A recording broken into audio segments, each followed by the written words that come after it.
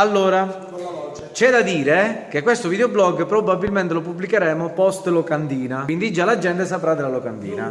Ok, ora intervistiamo velocemente gli attori rimasti. Elisa, dai. Ciao Elisa. Ciao. Aspetta che mi metto preciso. Ciao. Perciò, Elisa è anche lei una delle attrici storiche. Praticamente sei partita con noi sin dall'inizio. Sì. 2 anni dopo. No, un anno dopo, quindi quasi sin dall'inizio. Sì. Perciò parla un pochettino di te.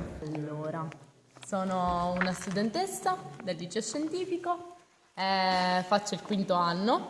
Sì, quindi no, perché questi sono sacrifici, cioè lei è sotto esami e viene qua quasi ogni sera a fare le prove con Non noi. sono sotto esami, sarò sotto esami. A breve, non facciamo venire l'ansia.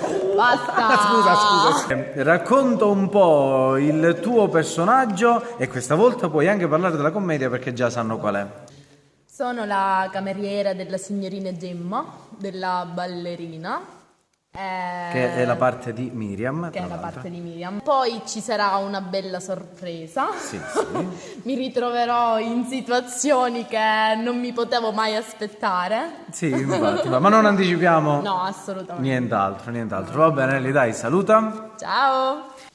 Allora, Chiara, così ci viene pure Dario, vedi Dario? Sei in mezzo a due con la felpa. Ciao, da saluta. Ciao. Perciò, allora, Chiara invece è una delle ultime arrivate. Chiara, parla un po'. Allora, finiscila, dai. Allora, Chiara, parla un pochettino di te. Sono Chiara Gallo e faccio la studentessa studio a Caltanissetta. E viene a fare sacrifici Vengo ogni a fare. ogni sera.